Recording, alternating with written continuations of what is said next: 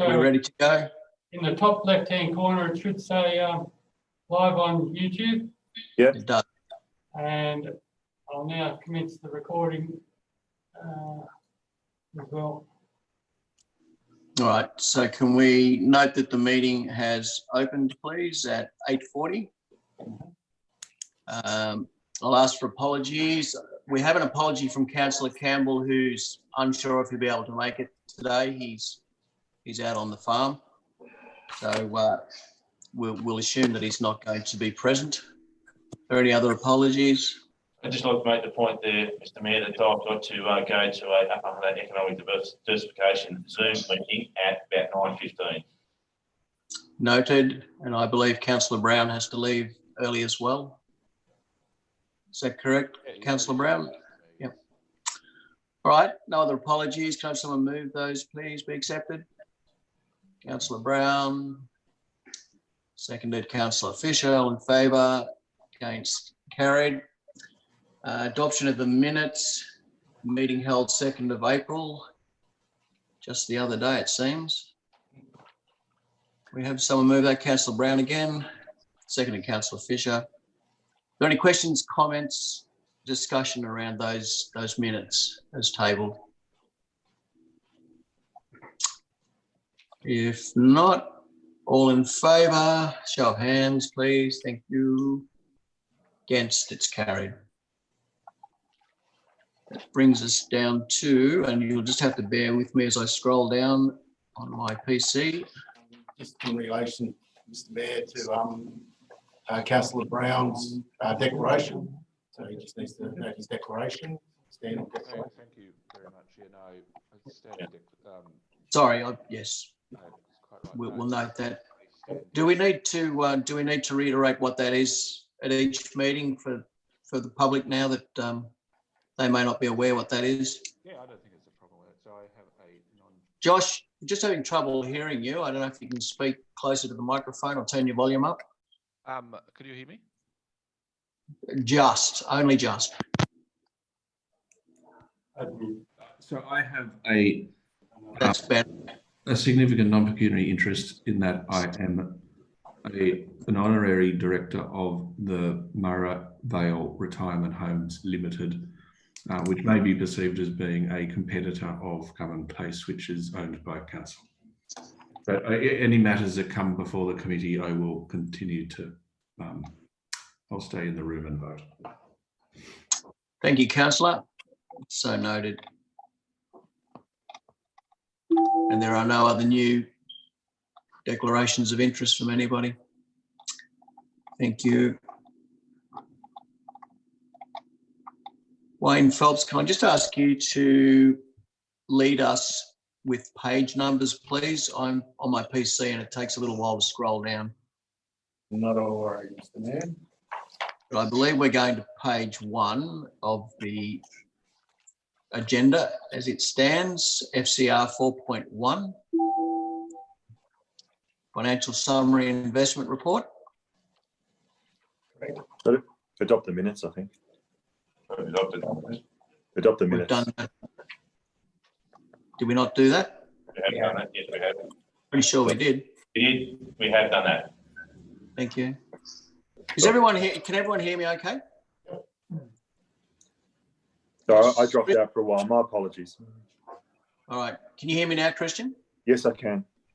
Okay.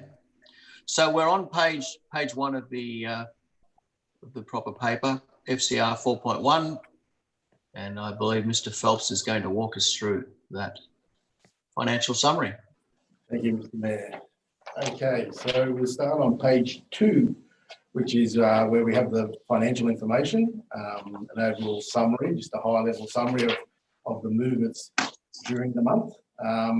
So this just more or less indicates what the main impacts on council's results for the period ended March 2020 has been so far. So I'll just run through each of the profit and loss areas so that we know exactly where they sit. So from a revenue basis, we're below budget at the moment by 592,000. It's on page 2. Reasons for that, there's a number of lower than expected budget revenue items. in regards to childcare. So with the childcare, we're below there by about 66,000, which is mainly due to a vacancy in our early childhood teacher role, which has made our numbers reduce over there from a normal 53 down to a 39 level. So we've been affected by that initially before the actual COVID-19 effect that came into play. The back end of March was when we first really felt the COVID effect of the child numbers dropping away. So that was lower mainly due to the actual early childhood teacher position being vacant, which we're trying to recruit for. However, we've put that on hold until we work out exactly what's happening with the COVID situation at the moment. And the financial assistance that the federal government has announced. Correct. Moving to the second point there, just the landfill revenue. It's lower than budget by about $80,000 to date. Just reduced patronage to the landfill sites, except for Merriwar. Merriwar is actually up a little, so it's just down in our revenue streams. The general fund interest, which we've raised every month, just with our level of investment returns from our term deposits, the interest rates have fallen away drastically over the last 12 months. So that's definitely taken a hit on the bottom line. White Park revenues is lower, down by 84,000. The events down there obviously have been limited coming through to the end of December, January, but now from late February through to June, we'll feel the effects of the COVID situation. So before that took a really main effect, there was 84,000 behind budget coming through. And that was mainly to do with the drought and the lack of events happening out there with lack of livestock and things like that. Yeah. RMS State Roads, it's lower by about $50,000, just reduction in our private work requests that we've got going through at the moment. So obviously the state government is holding a lot of their cash in kitty for a lot of metropolitan areas that we've been led to believe. So whether we get any additional works coming through, that we're actually going through that process and reviewing that revenue streams to the end of June at this point to see where it falls out. The next one there is the emergency water carding. It's lower by 47,000. It's a claim's got to be lodged once the carding ceases. So we'll be lodging a claim for that, but I don't believe that we'll get the amount of revenue that we thought that we'd get from the emergency carding. They reduced the level of the actual return in the claim to us. So that's one that we'll monitor and advise as soon as we know what the effect of that is. Other than that, overall, the rest of the revenue items are pretty consistent across the board, with just a cumulative negative effect coming through. So they're always a little bit lower. The next one down on page 3, we're on page 3 now. The non-operating revenue and expenditure, it's lower by about 172,000. Two areas it generally generates from this one, which is effectively the internal fleet hire, which is an internal charge that we do for our fleet hire, which is down by $100,000 to this point. It stayed pretty stagnant from the last month. I'd expect that hopefully will catch up coming through because we're still doing our maintenance regimes as well as our capital works on the roads, which is the main source of that. And we expect to be undertaking more capital works towards the latter part of this financial year. Correct.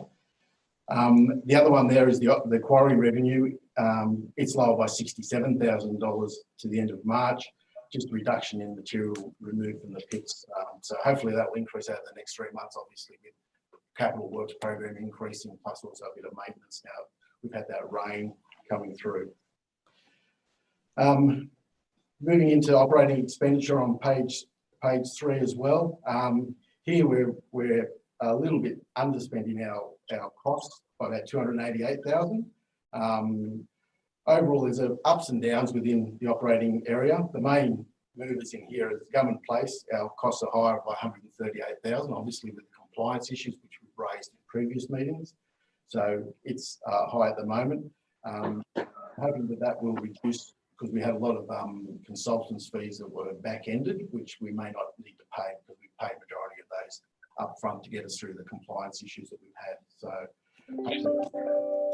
also that we are engaged a company to assist in regards to seeking additional revenue through component to that particular facility, so we've engaged a service where we expect to be able to increase our revenue stream through there. Moving into waste costs there, higher by about 137,000. Our costs associated with the disposal of our waste in Muswellbrook's a lot higher than we anticipated. The fee went up by nearly 10% at the end of last financial year, which we hadn't banked for in the budget. But so we're wearing those costs at the moment. Plus, also we're doing a lot of transfer between transfer stations, the pseudo transfer stations at Merriwa and Murrundi facility. So so we've got higher contracted costs to bring it across from the two landfill sites to Scone to deposit the waste. But we put taken some steps to try and reduce those costs, to try and bring them back to where the budget is. So hopefully there'll be definitely improvement before the end of the financial year. We're hoping to get back to zero, but there will be an improvement in that figure. Yep. Moving into the roads and bridges area, obviously in our maintenance area, we're lower by 422,000. So that covers the bridges, our rural and urban road network, as well as the resheeting program. So it's lower at the moment, but obviously that will be chewed up with our maintenance regime. Of course, operation cost right down the bottom of page 3, it's higher by 136,000. Obviously, with the constant maintaining of the golf course against its revenues, it's a lot higher than we anticipated coming through. Excuse me, Christian, is there a report going to council in relation to that? No, I because that's non-urgent, Steve, you asked non-urgent reports to go to the next council meeting, so it'll go into the next council meeting. Okay. Right here. And all other costs on page 4, if you go to the top of page 4, all other sorry. Thank you. Through you, Mr. Chair. I just wanted to ask, you may have already told us this, is the golf course open or are we thinking of reopening it now that their rules are changing? Christian, answer that question through you, Mr. Thank Chair. you. Through you, Mr. Chair. Yeah, the golf courses are planning to be open tomorrow. Look, we've put a range of measures in place, and all the golf courses have agreed to adhere to those measures. We have spoken to the local police, and they're quite happy with the steps we've taken in terms of maintaining the safety of the course. So at this stage, the courses will be opening tomorrow. Thank you. So just going back to page 4, all other costs are pretty well consistently lower across all the service areas, so a positive effect overall. Moving into the capital works area, the last part of the actual summary. Here we're a little bit underspent at the moment by about $1.3 million. Main drivers behind that, obviously we've got ups and downs as well in here. So working through, actually they're all down. Oh no, there's one up coming through. So sale yards redevelopment, those final costs are starting to hit the ledgers now. So that should be finalised within this month. So we should be have the end result of where that project ended up. Main Road 105, which is out along Gundy Road. The works out there is continuing at Hunter Road. So Kelly's Gully through to Waverley Road. It's behind about 420,000 at the moment, so they're a little bit behind schedule, but that should be completed by the end of June. Yeah, there was a bit of rain that fell just before they sealed, so they're waiting for it to dry out before they can seal it. So that was around the end of the month. The resealing program, it's lower than budget by about 193,000. That program is now complete, and all the invoices have come in, so all our resealing program has been finalised. The resheeting project for Flags and Wallar roads is a little bit behind schedule at the moment, but that's expected to be completed in April, May this year. The Cassler sewer system's a little bit behind schedule. Concept design works are continuing, so it's just a little bit behind schedule. Merriwa sewer pump station is lower than budget by about $90,000. It's also behind schedule to date, but it's expected to be completed by June. And obviously the Murrundi and it's going to Murrundi pipeline. It's just to get something off the screen. Sorry, okay. Just just with the Scone to Marundo pipeline, all the pipeline's done. It was going through a commissioning stage this week and doing the pre-checks of before possible full commissioning of the actual pipeline. So just with that, we had the lead contractor, they were on site on Wednesday, so they've started that process. So that could take between 8 to 16 working days. So that's basically the last stage of this whole commissioning and implementation of this particular project. So we just want to get a bit more confirmation about the time frame, and then we'll have to work out what sort of opening that the relevant state government bodies and council would like to have. Mhm. Okay, thank you, Steve. And the final one there on top of page 5. Yes, Josh. That question. And this is probably a question for another time, but it would be good to know, or to have it confirmed, that the pipeline will be operational as soon as it's possible. It won't be waiting for a ribbon cutting exercise. As soon as it is commissioned and it is up and it's available. I'll confirm, yes, that is the case. It will be operational as soon as possible, because at the moment we're carting water there and it's costing the community money to do that. And we want to make sure that as soon as that's able to be commissioned, we'll basically commission that, and then there'll be a formal opening, whatever that. Yep, good. Yeah, I think Marando's waited too long for a politician to turn up with a pair of gold scissors. So thank you. Thank you. And the final one there on top of page 5, we've started our village reticulation. So all the villages along the pipeline, we've started the initial concept design works earlier than what we anticipated. So that's a good thing. We were expecting that to start from early next year in July, but they've actually started the works now. So that's good. Just further to that, Wayne, when will we see that scope of works for all that, the waterworks design there that we're doing for the villages?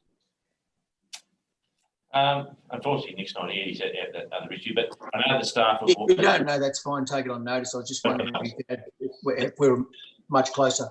Yeah, yes. Okay. Not a worry. So the upshot of all those ins and outs is a positive variance to budget overall at the top of page 5 of 855,000 coming through. So as I've noted in the previous meetings, obviously, as you can see, that there's a lot of pressures in regards to revenue streams coming through, and that's been highlighted in previous meetings with interest rates and also some of our operations being White Park and the golf course and so forth. So that's putting a lot of pressure on our budget at this point in time. So it's more or less we're going through, now that we've come into the final quarter of the year, we'll be doing an assessment to see exactly what effect that does mean on council coming through, and see whether or not we can have some savings coming through as well.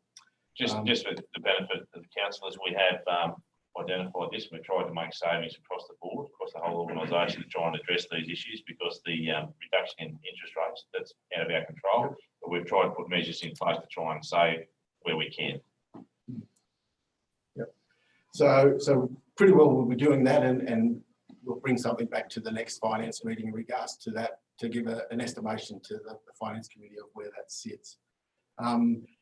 With regards to our other issue that's kicking around at the moment, the COVID-19 issues that we've got, we've been going through reviewing what revenue streams as well as what costs are affected overall coming through the mix. We've more or less, I've gone through and done a very high level overview of that, which has come back to nearly a situation of being neutral coming through. So our revenue streams look likely to be dropping by about 240, mainly only based on COVID-19, about 240, and we should have about 250 in savings where we won't recruit for roles that revenue stream's not going to be able to facilitate. So there's a lot of ups and downs within that. The couple that we are going through and doing further work on at this point in time is our commercial real estate and residential real estate portfolios, to see what the effect of the actual the government's rental concessions are. and what effect that will be on council. We're actually been talking to, I know the Director of Corporate Services has been talking to our lessees and trying to ascertain where that sits from that angle. Potentially, it could be a hit to the bottom line of possibly $50,000 from a lost rental point of view. Cost will remain the same, obviously, but a rental side of things would probably be 50 to 70 on the outside for the last 3 months of the year coming through. And obviously, we're in preparation, fairly advanced preparation for next year's budget. So we're trying to sort of get a better understanding of that, how that's going to impact us going forward. So there's going to have to be some assumptions made in the preparation of next year's budget, because we don't know how long this will last for. But we are taking some of this, we're taking some of it into consideration, but there are some assumptions made. And the other one there that we're trying to get a handle on, and it's a moving feast that's changing every day that we look at it, is the children's services portfolio. So obviously with the federal and state government, with the childcare learning areas and also family daycare, there's been different scenarios where our revenue is going to be halved, and then they're giving free childcare.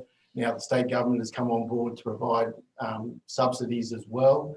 So in the end, the last I heard was that it's very close to be coming back to as if we're nearly fully utilised. So, but it is an unknown quantity at the moment. We're still going through and trying to get clarity around exactly what the revenue streams will be from it. Especially when you look at the staffing levels of those areas. I think the Director of Environment and Communications, how many children have we got at the moment over there? At the moment, we're probably averaging about 10. Yeah. 10 a day, under 10. Yeah. And what we normally have 39. Yeah. We normally have 39, so we've got 10 at the moment. So those effects that we're looking back, and I know the federal government was looking at retrospectively to a lot of the child care subsidy subsidies that were coming through for the families. So they were retrospecting that back to a date of a month ago, I believe, roughly, I think the beginning of March. So it's a bit of a work in progress at the moment, but once we have more definitive numbers, we'll definitely send it around to councils to have an idea of exactly where we sit from a financial aspect. Just another comment in that space. Staff have been undertaking training, so when we haven't had the full complement of students coming in or children coming in, so there's been some updating of training and things like that to make sure we utilise the staff that are employed at council in that business. So apart from the business operation, the additional cost with sanitising and stuff like that, sanitising and all the cleaning products and stuff like that, probably been an additional cost of about 20,000 to council with those products being acquired coming through. But we're now going into a situation where we've got a lot of with the LG Wales, as well as the unions, the local government unions, actually talking in regards to awards, and they've come out with a splinter award, which we're reviewing at the moment, which more or less goes back to looking at the entitlements for one, if we have to provide special leave to our employees coming through, as well as our casuals that have been like on a consistent basis, we have to pay those people special leave for 4 weeks as well. So yeah, the provision is more so for if staff have to be stood down. At this point in time, we don't expect staff to be stood down. So it can sorry, 3 years to me. Councillor Brown. Opted into the Splinter Award agreement. Beg your pardon? Has council opted? Council has. There's 123 councils across the state. There's over, I think we're about the 105th that were opted in yesterday. So there may be some more, but there's 105 at least in that. So we've talked about this at a 100 councils group, there's general managers and CEOs as well, in regards to should we opt in, should we opt out, should we be consistent? And we've been fairly consistent in that space. yes, Sue. Thank you. Through you, Mr. Mayor. In relation to the Splinter Award, could you just clarify the provisions again for me? Thank you. The provisions there are that if we have to, staff are entitled to 4 weeks special leave if we have to basically close down. After that, there's a provision whereby for 3, this is on the Splinter Award, for 3 months that staff would be paid a basic wage and they could top that up with their leave entitlement. So if they had annual leave or long service leave, they could utilise that to top their wage up to that particular level. So, and it also provides staff with the opportunity, normally after 5 years, you have access to your long service leave. This particular award permits that people who have less than 5 years service may access that long service leave provision for this particular issue. Okay, but all other award provisions remain in place. And it only applies to permanent, part-time and full-time staff. So casual staff aren't included in this Splinter Award. Thank you. Okay. So for the last pay period, just to give you a highlight of the special leave, we had 7 casuals that took the first couple of weeks of their special leave because they had to be stood down, and that was mainly from the VICs. Obviously, with them being closed, they were not required to do any work on the weekends and so forth. So that's the main ones that come through. So we started initially paid some special leave, and that was only $3,500 to start off with. So overall, it is a bit of a work in progress, but obviously as we get clarity around a couple of those other areas in regards to real estate and children's services, we'll definitely shoot something around the council in regards to the actual effects on council itself. Okay.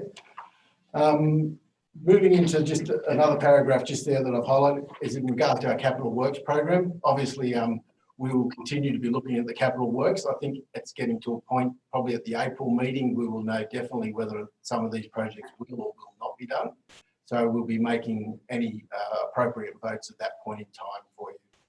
So just to forewarn that could come in the April meeting.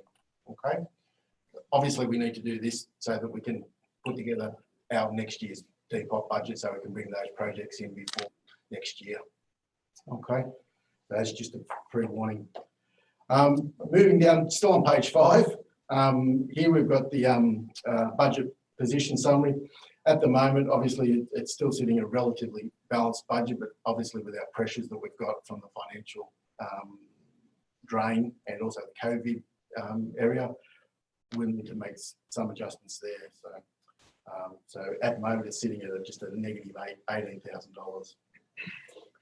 The non-financial information right down the bottom of page 5, as you can see here, there hasn't really been a major effect on our KPIs at this point in time to the end of March, because the COVID situation had only really just taken effect during March.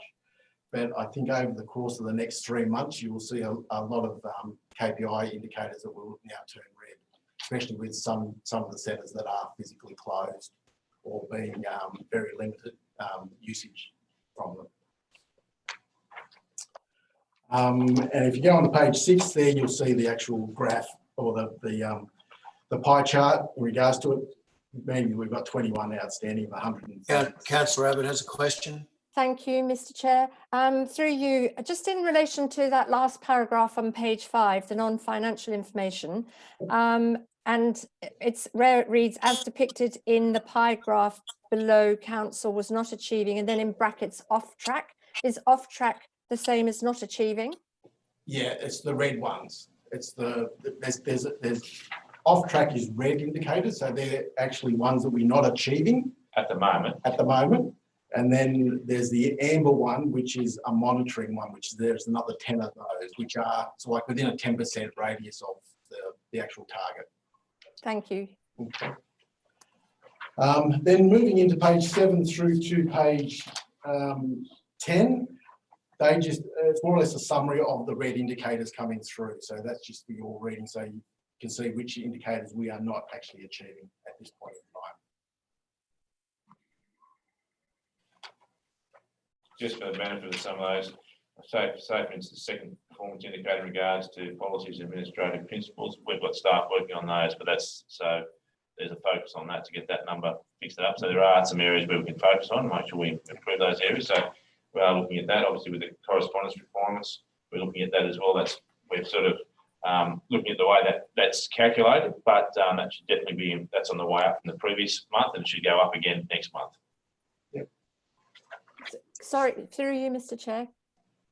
Yes, councillor Abbott. Thank you. Can I just ask, in relation to customer service and response times for correspondence, why is that? Is that because, why are we below target for that? Yeah, through the chair. Last month, when we get to that one, you'll see the last month was quite bad. And the reason for that was because we were playing catch up. There was a backlog of correspondence. And it was more about the way the staff are using the system rather than the actual response times. So we're finding the staff are responding to matters, to inquiries and to correspondence. However, they're not going into the system and actually completing them in our record management system in a timely manner. So they are being responded to. So we've been speaking to the staff about that, and they are aware of that. And I think there's been a bit more training in that space. So you'll see this month that the figure has improved on last month, and it's heading in the right direction now, heading back up. So we're certainly aiming to get back to the target if we can. And there's been a very strong focus from the senior management group in regards to making sure they get that particular KPI gets to where it should be. Can't hear you, sorry, Councillor Abbott. I beg your pardon. Yes, I was just going to agree with you that it is very crucial that we do respond, especially in this time. And obviously there are constraints and hurdles, but we do need to be communicating and responding to correspondence. I will make this point in regards to correspondence. We would have received another, I'd say, close to 25 to 50% more correspondence coming into this organisation Yes. as a result of this current period we're in. So, Yes, Councillor I'm sure. For your information, that question was asked at the last finance meeting, and so the staff are certainly aware of it. Okay, right here, we keep moving on. Right, so if we go now to page number 12, so 12 through to 15 is more or less just the overall summary to a service level as a fund level to start off with, and then the service levels. And this more or less indicates the ins and outs coming through from a revenue and expenditure basis, and the requested votes that are actually being requested through the course of the detailed service reports. So overall, we've done a few votes coming through, and as we talk through the service reports, those become more evident as we work down through them. But overall, it's a net movement to the bottom line. Those votes are both in and out. Moving into the bank reconciliation and investments area on 16 and 17. Here you'll see that the bank's funds that we're holding at the moment is pretty much status quo at this point in time. So it's stayed pretty stagnant coming through. So there's nothing really to highlight there.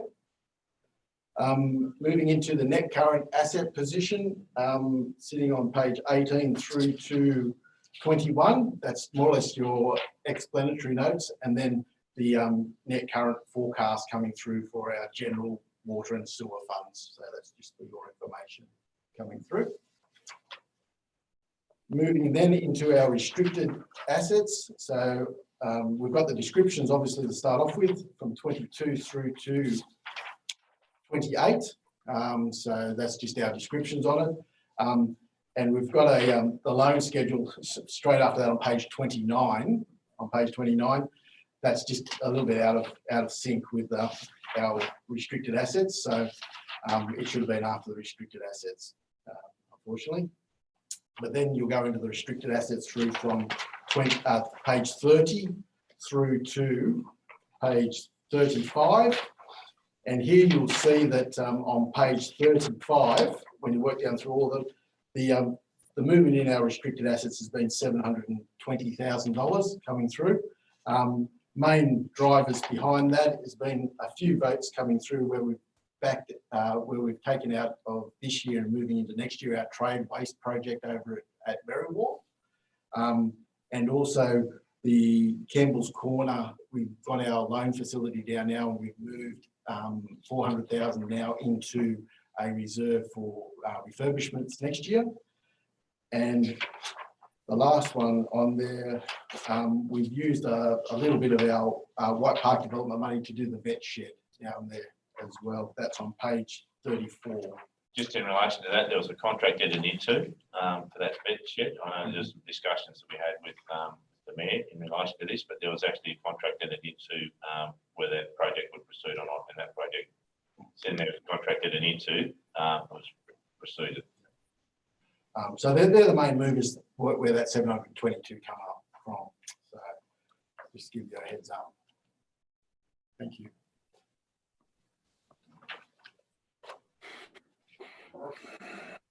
I'm happy to move FCR 4.1 from the chair. Do you have a seconder? Councillor Fisher. Questions, comments, discussion? Dissension? All in favour? Councillor Fisher, I'm assuming you're in favour, your second. It is carried. Councillor Brown, you were pointing, you leaving, or you just waving at flies? Oh, sorry, no, I just indicated that I was pointing to Councillor Fisher as having seconded. Oh, I see. I didn't realise he was on your left. Okay. I'm not sure where he is in relation to me on your screen, though, but yeah, sorry about that. He's above you. He's sitting on your head. All right. Thank you. FCR 4.2, please. No problem. Thank you, Mr. Mayor. So we're moving now into. Oh, just before we move on, Christian, can I get you to go on a mute, please? I'm getting a little bit of feedback, and then I can hear what you're doing. Okay, right, yeah. So we're moving now into the more detailed area of the finance paper. So we'll go through each of the service areas and highlight any matters that need to be highlighted. So our first one on page number 39, here we've got no votes or surrenders coming through. We're underspent in this area at this point in time, just with our salaries are a little bit lower than we anticipated, and also contractors' costs are a little bit lower than we anticipated. But we've just engaged a contractor for about $20,000, so that should be eaten up this month coming through. KPIs on page 40, all green indicators there, so there's nothing to highlight there. Communications on page 41. Here we've got no votes or surrenders, a little bit underspent just in regards to salaries, but not, other than that, everything else is pretty well tracking along. And in regards to our KPIs on 42 through to 44, 3 green indicators there, so there's nothing to highlight there. Corporate services, here there's no votes or surrenders coming through. A little bit overspent in this area at this point in time, just with some in regards to salaries, just in the admin area there, and the corporate planning wages are a little bit higher than we anticipated, obviously with a lot of work with the Depop going through, with being up a bit there for that. So, so it's a little bit over. KPI side of things on 46, a green indicator there, so nothing to highlight there.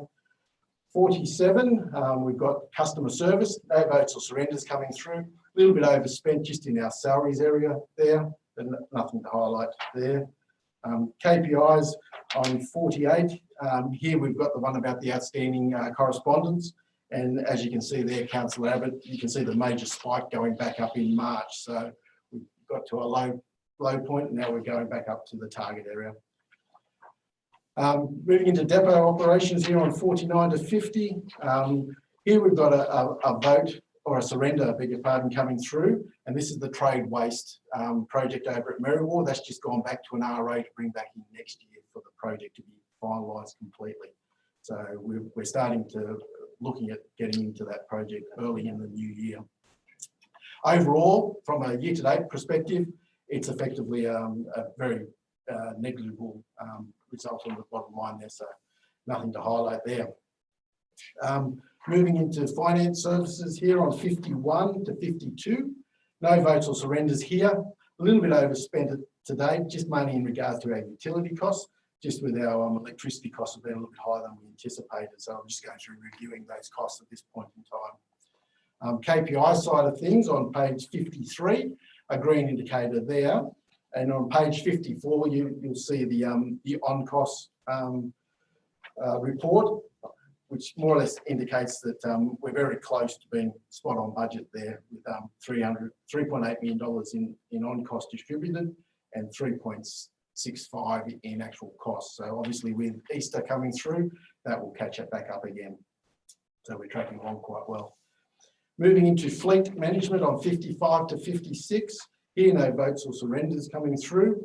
As you see here, we're well behind budget coming through. Main reason is the fleet hire recovery, as we mentioned in the summary. We're hoping that that will pick up and become back into parity by the end of the year. So other than that, nothing much to highlight there. KPI side of things on 57 through to 59, 3 indicators there, so there's nothing to highlight there. General management on 60, page 60, no votes or surrenders coming through. Here we're a little bit underspent on our salaries, so we're a little bit in front of budget to date. And with the KPI on 61, a green indicator there, so nothing to highlight there. Governance and risk on page 62, no votes or surrenders here, and we're nearly spot on budget, so nothing to highlight there. And here we've got in our KPIs on 63 to 64, we've got a green indicator and 1 red indicator.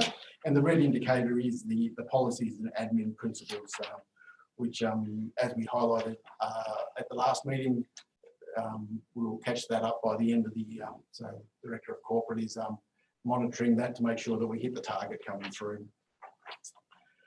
Moving into human resources on 65. Here we've got no votes or surrenders coming through. A little bit underspent in this area by about nearly 20,000. Mainly our trainee costs are a lot lower than we thought. We've had a couple of vacancies in our trainee area to date. So we're just reviewing those positions and deciding whether or not we'll engage those before the end of the year, obviously with the COVID scenario as well. So there could be potentially some savings there coming through. So overall, with our KPIs, a green indicator on 66, page 66, so there's nothing to highlight there. Moving into information services on 67, no votes or surrenders here.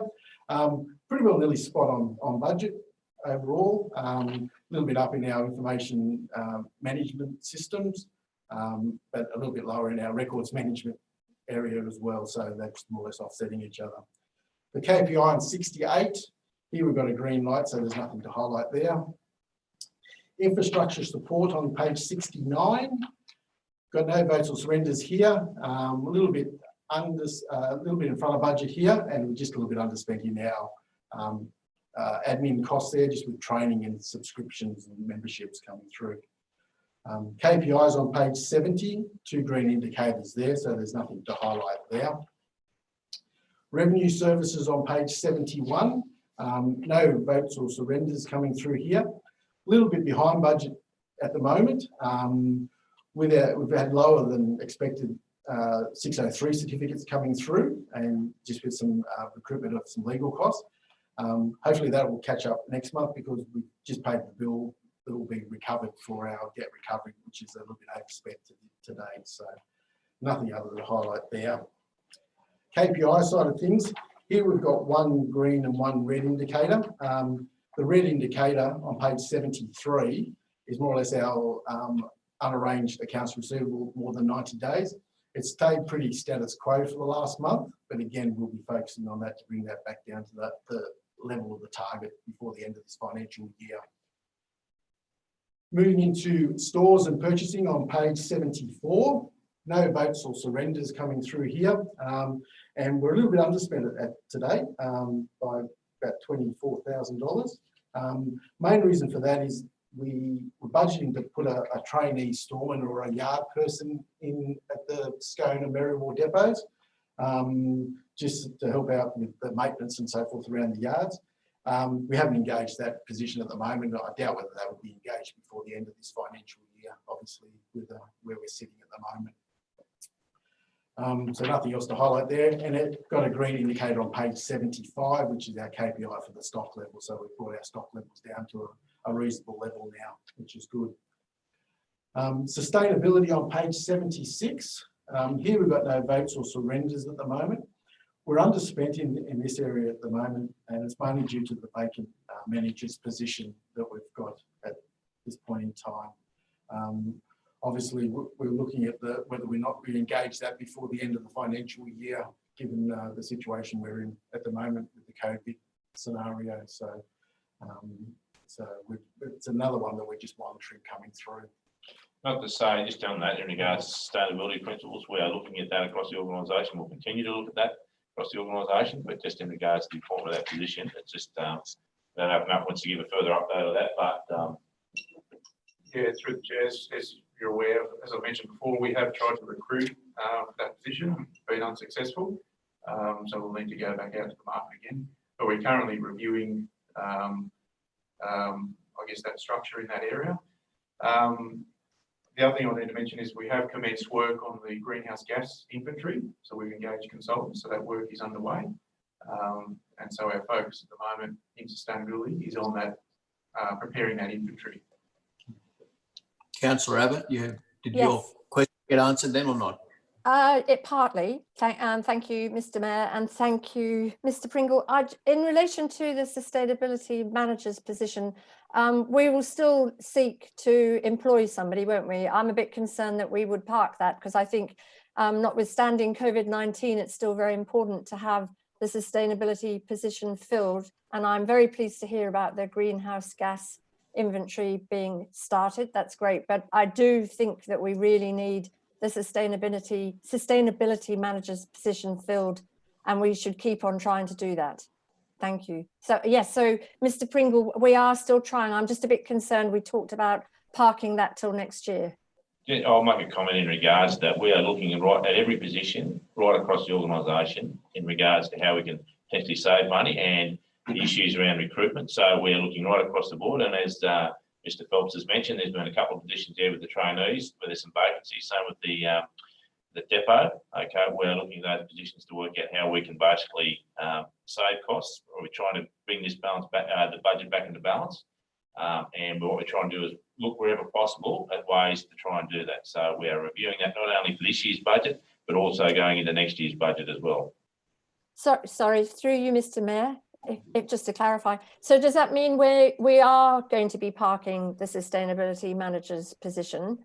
We won't be. Are we going to be making savings by not recruiting a sustainability manager? We'll be having some discussions around that when we talk about the budget going forward next year. Okay, and that'll be part of the discussion next week. But at this point in time, as I said, Mr. Pringle is just reviewing that at the moment. Okay, so we're only recruiting absolutely essential positions at the moment. So at the moment, it's very difficult to recruit people in this COVID-19 situation. So we're just working through that whole process. It's just the whole interview process, the whole thing. It's very complex at the moment. Through you, Mr. Mayor. Yep. Thank you. Does that mean that when you say we're discussing this next week, does that mean councillors as well? Yeah, that's right. For the budget, there's a budget on Monday. Monday next week. Yes, Yes. we're reviewing all these, and this is what we've been doing last week and this week. The senior management team have been going through the whole budget process, trying to anticipate the impacts of COVID-19. We want to bring back a balanced budget. Okay, and how do we do that? It's very difficult when you've got low interest rates, when you've got extra costs associated with COVID-19. You've got loss of revenues in regards to the drought.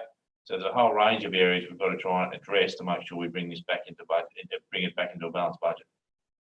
Thank you. I understand that, but I hope we won't be making the cuts in the sustainability area, but thank you. Okay. Thank you, Councillor Abbott. Now moving into the community services area here on page 78. So in the administration education area, no votes or surrenders here. And we're just a little bit overspent just in salaries there today. So other than that, nothing to highlight there. Moving into our KPIs on 79 through to 80. Here we've got a red indicator and a green indicator. The red indicator is in regards to engagement of organisation partnerships. Obviously, that will be very difficult to achieve by the end of the year. I think that we're starting to feel the effects coming through now of those meetings and engagements. And so the other one there is just the green indicators in regards to grant applications. So obviously the grant applications will continue to try and obtain as many grants as we can. So that shouldn't stop that process at all from that aspect. Moving into Government Place on page 81 to 82. Here we've just got some surrenders and a little vote going in there, just in regards to the capital expenditure area over at Government Place. So when we've looked at Government Place, we've just backed out based on where we're sitting with COVID-19 and everything. We're not going to do any capital works over there and bring contractors and everything into the facility. So we've backed that back to the RA coming through. So that's just a necessity. Looking at our year to date, as you can see there, we're well behind budget at the moment. One is our revenue streams. We're still waiting on the recovery of a couple of residents which we've resubmitted their subsidies for. So that should bring that back into budget there. And then obviously our costs on the other side. Yes, Councillor Brown. Thank you. I reiterate my potential conflict of interest here, but I would like to ask just a general question about taking out money for maintenance. And I asked this question at the last meeting of the committee, just concerning, is now the right time not to be doing this work? The state government has brought forward millions of dollars worth of work for regional hospitals, for instance, on to bring forward planned maintenance. I just don't understand why we wouldn't be, even if it means outsourcing the work, why we wouldn't be bringing forward small projects. I mean, it's about keeping money circulating through the economy, people in jobs. I think I overall, don't understand. yeah, I think overall, Councillor Brown, that these ones are ones that, with the facility over there, it's not that they're not going to be done. It's coming out of reserve side of things. So a lot of money that's been thrown by the state government is grant funded monies. But a lot of these, we're trying to actually keep the facility tight over there, obviously with the age of the residents and so forth. So we're limiting access to the actual facility itself. I don't know whether Director of Community Services might want to. Yeah, through the chair, I mean, we're also considering a lockdown over there, so we need to minimise the number of people going into the facility. It's obviously a very high risk, allowing contractors and the like into that facility. So there'll be more information about that soon. Thank you. Okay, and as highlighted in the summary pages, obviously we're overspent at the moment in this area with our compliance issues and so forth. So as I said, with our consultancy fees, that should come back into a bit more of a positive area in the back end of this year. So hopefully we'll try to claw back some of those overspends. Moving to the KPI side of things, on pages 83 through to 85, here there are 3 green lights. So our KPIs with the residents are going quite well. So we're recovering and satisfying the residents with their stay at the facility. Moving into the independent living units on 86 to 87. Here we've got just a couple of small votes and surrenders going through. More or less overall they equal out to 0 at the bottom line, and year to date we're nearly spot on budget. We're a little bit down in our rental side of things, but we're also down in our building maintenance area as well. So they more or less offset each other coming through. Moving into the KPIs on page 88, a green indicator there, so there's nothing to highlight there. Getting now into children's services on 89 through to 90. No votes or surrenders coming through in this service area, and we're nearly spot on budget coming through, so nothing to highlight there. Probably over the course of the next month or so, we'll have an indication of how many children are left the SUSH area and what the actual effects from our subsidy revenue generation is. So it's one of those ones that we're sitting trying to work out where that will fall out by the end of the year. KPI side of things, on pages 91 through to 93, we've got 2 green indicators and 1 amber indicator. So as you can see, to the end of March, we've our attendance has actually been quite reasonable when you look at it, which is interesting, but I know coming through into April, those numbers did drop away a little bit. Moving into early learning area here on 94 through to 95. Here we've got no votes or surrenders coming through. Obviously on page 95 there, we're a little bit behind budget by about $20,000. which is mainly generated from the childcare subsidy and user fees. Obviously, with the as mentioned earlier, the early learning teacher position being vacant, the number of our kids that we can actually have on the premise, licensed to have on the premise, has dropped from 53 down to 39. So that has taken an effect. So obviously that was a role that we were trying to recruit before the COVID situation came into play. But at the moment, we're sort of like sitting back now and waiting until there's more stability within that area of childcare. And obviously with the government, with their request that childcare stay open and actually promoting it through free childcare. We haven't had much of a flow through effect on that as yet, as far as I'm aware. But obviously over the course of the next month or so, we'll get more clarity around that side of things. Moving into the KPI side of things, here we've got a red indicator on 96. Obviously, that's the percentage to our base of 43 children. So obviously, with the attendance dropping away, it's had an effect overall. And through the chair, we're expecting that to drop even further next month. Moving into family daycare on 97, no votes or surrenders here. A little bit in front of budget today, but it's mainly just a bit of a timing issue with the carers payment. As you see, about halfway down the page of 97, it's well underspent at the moment by 33,000, where our childcare subsidy at the top should go off in parity with that. So if you put those two together, we're back to nearly a line ball situation for the family daycare. We have noticed, however, that our educators have dropped away, obviously with the COVID situation that we've got. A lot of the children haven't been going to our educators coming through, which has been a reason why we've got a red indicator on the next KPI on page 98.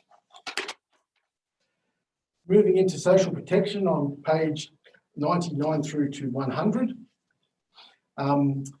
Here we've got a couple of surrenders coming out, and it's mainly in regards to a few events and committees that we've just like put on the side at the moment. One's in regards to Disability Action Audit Committee. So we're unable to meet before the end of this financial year. So we've parked that money back into the RA for next year to undertake that. Yes, Councillor Abbott. Through you, Mr. Chair, why can't the committee meet before the end of the financial year, given that we have a Zoom platform? Through you, Mr. Chair, I understand that the DIAP is currently being reviewed or about to be reviewed, and so that particular committee has been postponed until that review has been undertaken. The other areas, I'll need to talk to the manager for that area, just get some clarification around which committees are meeting and which ones aren't, to find out why some of these committees aren't meeting. So I'll need to take that on notice and get some clarification. Yeah, this particular, with this COVID-19 period we're in, is to basically, we've gone through the council meeting, we're going through these committee meetings now. Through Zoom technology, the plan is to basically look at other committees, okay, and to try and get them on that Zoom platform as well. Thank you. Okay. And the other area that we've backed out there is obviously the International Women's Day, which the event was being cancelled, but we've just parked that in for next year. So we've put the money into an RA for that to happen. Apart from that, a few of our programs are year to date are a little bit behind schedule. So we'll be reviewing those to see whether or not they'll be finalised before the end of this financial year. Yes, Councillor Abbott. Thank you. Through you, Mr. Chair. In relation to domestic violence prevention and our intentions there, what are we doing? Because we know that domestic violence is likely to increase with the COVID-19 restrictions and social distancing. So I mean, this probably isn't the forum, but I just want to flag that we're not going to park that, are we? No. That'll stay in there, and also the mental health one, as you see there on page 100. There's also a program there for mental health. So obviously that one will remain there, and we'll probably take all endeavours to try and undertake those programs before the end of this financial year. Sorry, through you, Mr. Chair. So which committee looks after the domestic violence prevention? Which committee is that has carriage of it? And because what is council going to do? What is council doing? Through the chair, so the Community Services Committee will be looking after that. And again, I'll need to take it on notice and speak to the manager to find out what programs are planned between now and the end of this financial year in relation to that. Thank you. Okay. Thank you for that. Moving into the KPIs on pages 101 to 102. Here we've got 2 green indicators to date. So obviously we're hitting the marks there. But we've got then the social protection meetings where council represented. It's above target by the end of March, so it should stay green to the end of the year. So obviously we're promoting as much as we can. Youth services on page 103 to 104. There's no votes or surrenders here. Nearly spot on budget coming through. Obviously now the centres have been closed, so we'll be trying to redeploy staff as much as we can there, and obviously do the capital works for the gymnasium while that is in play. Hopefully that'll be finished by the end of this financial year for them to use next financial year when they hopefully do open again. Just with that youth program, what we're doing with the staff, they're trying to sort of link in with the different social media networks with the relevant youth around the areas, just to make sure we keep them engaged at this point in time. Moving into our KPIs on 105 through to 108. Here we've got 3 green ones and 1 amber light. The amber light on page 106 is regards to the attendance at the youth centres. So obviously that's going to turn red by the end of the financial year. So that's just a given, unfortunately. Moving into caravan parks and camping areas on 109. No votes or surrenders here at the moment. Nearly spot on budget coming through, but our revenue streams for that will dry up, obviously, with those facilities being closed. Apart from that, nothing to highlight. KPI side of things on 110 to 111. Here we've got a 1 green indicator and then 1 red indicator. And the red indicator is in regards to the caravan sites booked. Obviously that won't turn the other way now with the caravan park being closed. It's not actually, it's open to emergency if people are travelling through and they need an emergency place to stop. So they've got caravans and things like that. So it's open for those. So it's only for sort of more emergency type situations rather than holiday makers and things like that. So. Okay. Thank you, Steve. Moving into Community Connect services on 112, no votes or surrenders, nearly spot on budget, so nothing to highlight there. In the KPIs, you've got a red indicator and a green indicator. Obviously, the red indicator is regards to the internet usage. But this one here, probably it's likely that will turn red on the second KPI that's green on 114, with the actual CTCs and the VICs now closed. So the attendance in those from consumers will be limited. Economic promotion here on page 115 to 116. Here we've got some votes coming through and a vote and surrender as well, offsetting each other. So it comes back to a 0 on the bottom line for the votes. We have received the Bushfire Community Grant funding, which we've earmarked for the We Live Here promotional programs. So we've more or less received the dollars. So that's why year to date we're nearly up by $100,000 coming through. So that's a good windfall, and hopefully that program will generate a bit of stimulus within the community and for the businesses around town. Just for the benefit of the councillors, that with that program there, that's to give businesses in Marywar, Aberdeen, Murrumbidgee and Scone an online presence. So it's a bit like when you do Google Street Drive or Street View, where you basically drive along and you look at a property. What we're doing there is having the technology to assist the businesses to get a online platform, so they can basically sort of reach into that market now. We've seeing in this COVID-19 situation, sales and people aren't travelling around as much. It's just trying to give them open another opportunity for their business to expand or maintain their customer base. Okay, thank you, Steve. Moving into our KPIs on pages 117 to 118. two green indicators there, so there's nothing to highlight there. Private works on page 119, no votes or surrenders here. Here we're a little bit behind where we anticipated that our result would be year to date. We've got a number of invoices that are being raised this month, so that should bring the revenue streams up. And also we've got a few costs there that will be invoiced out probably in May. So hopefully that will come back into parity by the end of the year. The overall revenue stream, though, I think that will be affected by the COVID situation. So a lot of the works that are actually in play at the moment, those obviously will be finalised and invoiced, but our actual request for private works moving forward for the next 3 months will be very limited. Through you, Mr. Chair, I've just about got to go. Are there any questions of yourself, of me, or anybody else in the committee?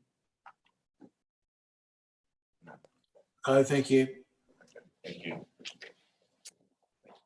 Thank you. Fine, thank you. And moving then into the KPIs for private works on 120, green light indicated there, so nothing to highlight there. Real estate on pages 121 through to 123.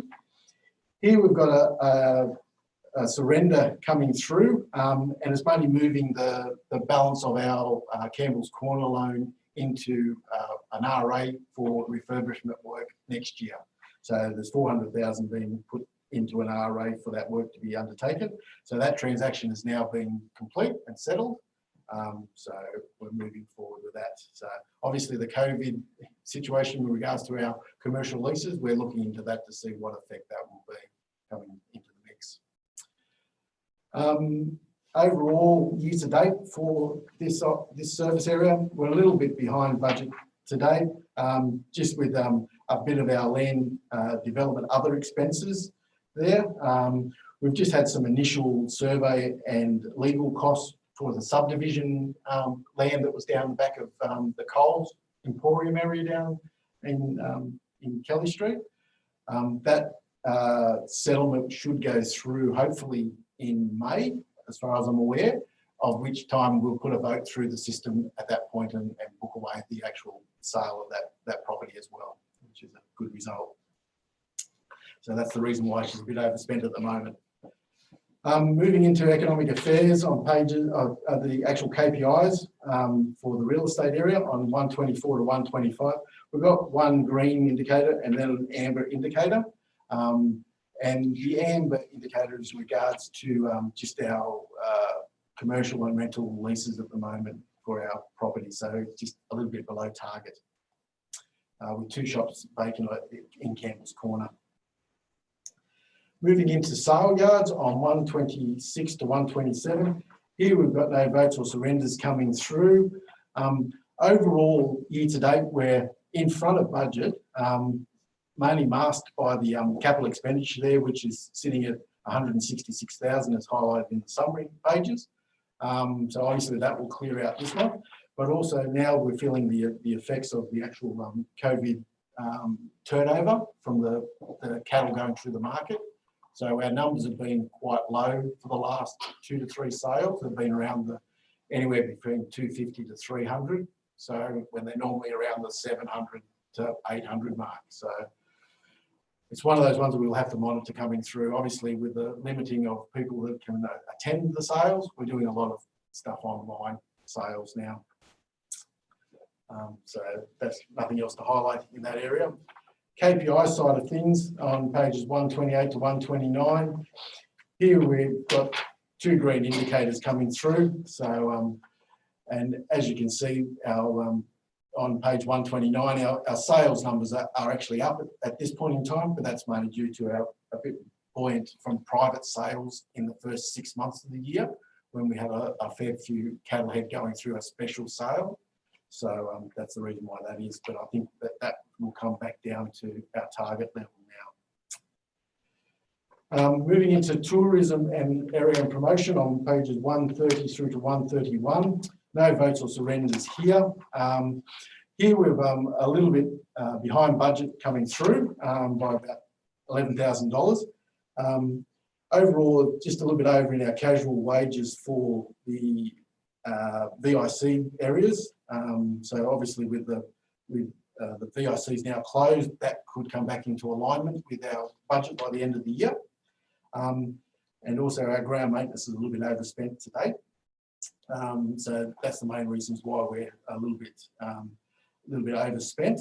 The other issue that we've got in here, obviously with the Festival of the Fleeces event, it runs through the tourism area here.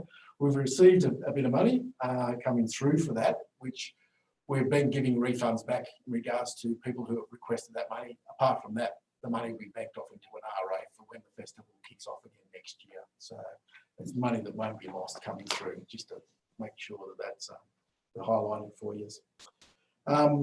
Moving into noxious plants and weeds on 132. Here, no votes or surrenders coming through. A little bit underspent in this one at the moment, just with the River Reed project.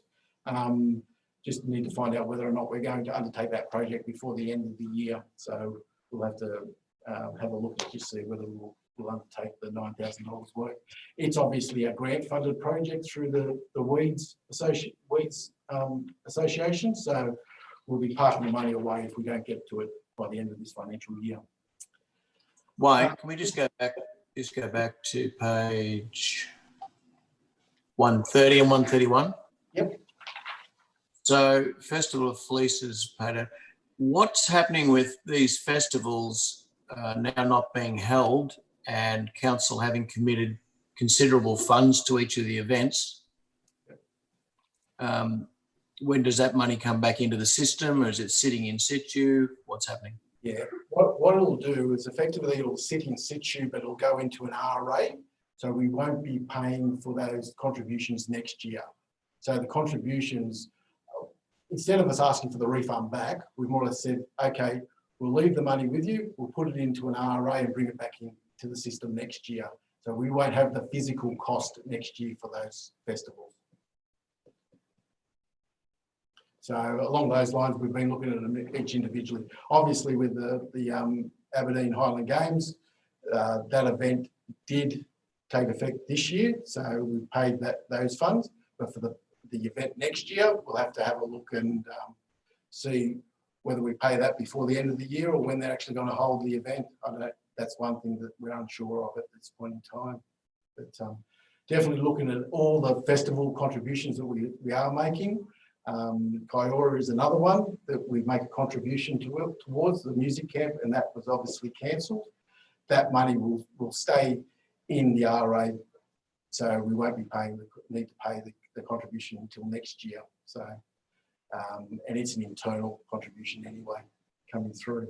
So it's one of those ones whether we will park the money for next year and won't have to pay for it, or if we haven't paid for it as yet, we won't be paying for it until next year when the festival actually takes effect. Okay. All right, I'd just like to discuss that further offline. Yep, sure. Thank you. Moving into, we got up to our stormwater. Sorry, through you, Mr. Chair. If you're thank you. If you're going to be discussing that offline, when will the rest of us get to hear about that? Because it is important. Do you want me to share my thoughts and ideas with you now publicly on YouTube, do you, Councillor? Just want to know what we will discuss about the money that we've either paid now already to the festivals that will be potentially parked, or that we haven't paid yet. I also would like to know the answer to the question that you put to the finance manager. I don't mind when you share it, whether you share it online. I mean, it is for the public to know as well. I believe the finance manager just answered the question. I have some thoughts in my head about where that money might be best placed. And when I discuss that with the finance manager and find out if that can be done, I will then share it with the rest of you, as I do everything that I do, Councillor. But I don't blurt my ideas out in public as they come into my head. I like to do some background research. I like to have some discussions. I like to talk to people with the expertise and the knowledge to help me with those thoughts. And then, after considered thought and deliberation, I share it with others to seek their opinion, as I do with everything I do. Thank you. Further to that, I would like to know, I have a question as to with these organisations that we give money to, and they're very worthy and the festivals are wonderful and clearly are not going to be able to happen this year because of COVID-19.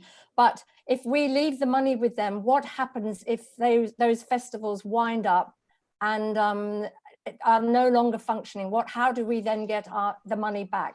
That's one question I'd like to know the answer to. Director of Corporate will answer that question for you.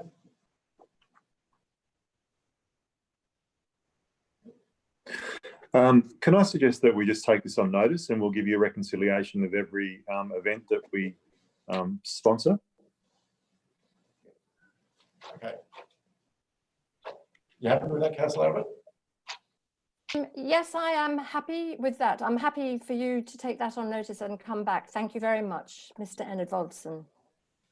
Okay, so just moving through now to our tourism and promotions KPIs on 133 to 135. Here we've got one green indicator, an amber and a red indicator. So obviously with the VICs closed at this point in time, these are more than likely will turn to red by the end of the financial year. Moving into stormwater on page 136 through to 137, no votes or surrenders here.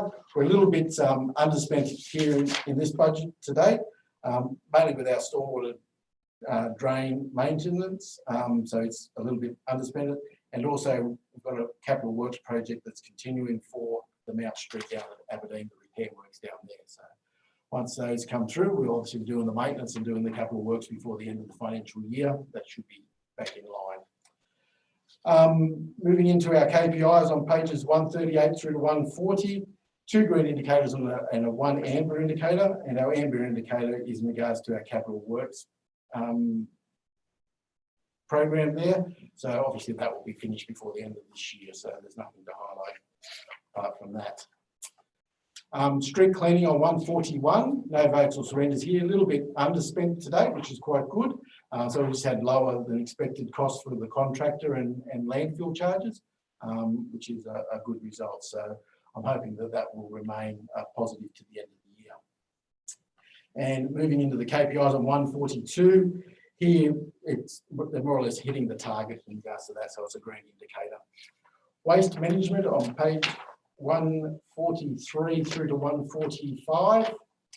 Here we've got no votes or surrenders this month. And as highlighted in the summary pages, we're a little bit under budget at this point in time, mainly in our landfill collection, plus then additional costs that we've had to incur. So obviously we've been through a discussion in regards to our landfill sites, and we're looking at strategies in regards to bringing that back into some sort of alignment by the end of this year and moving into next financial year as well, and making it more of a profitable budget area so we can park some money away for our rehabilitation works that may be required to be done.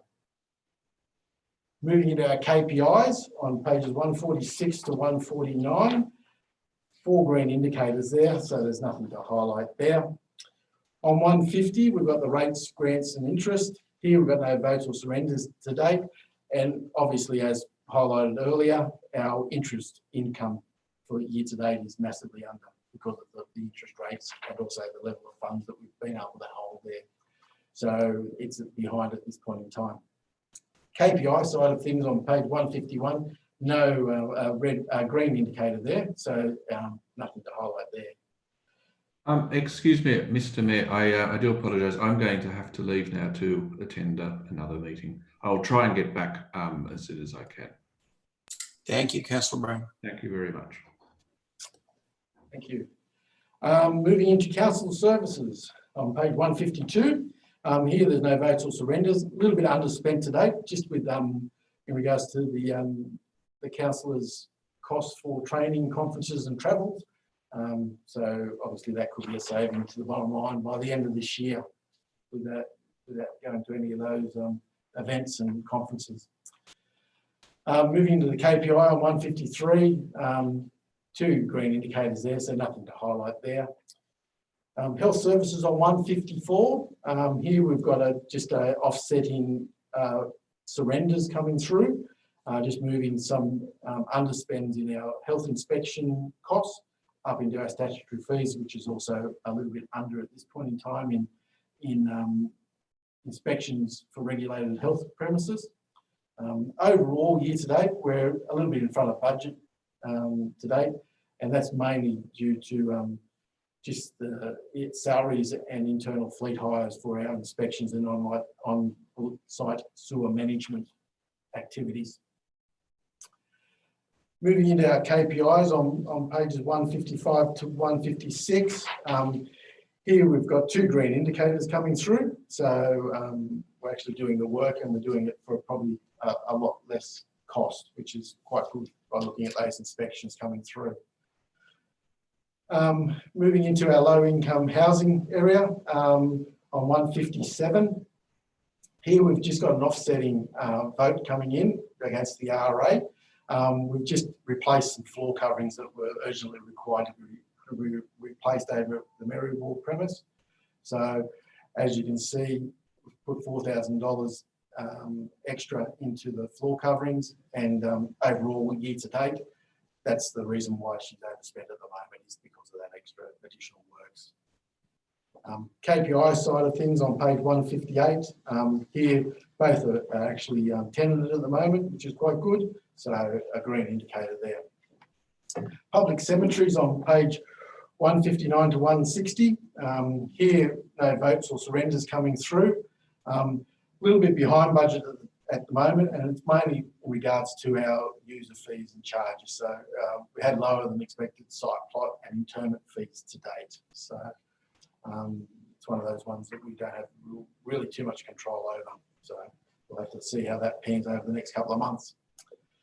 Moving into our KPI side of things on pages 161 to 162, 2 green indicators there, so nothing to highlight there.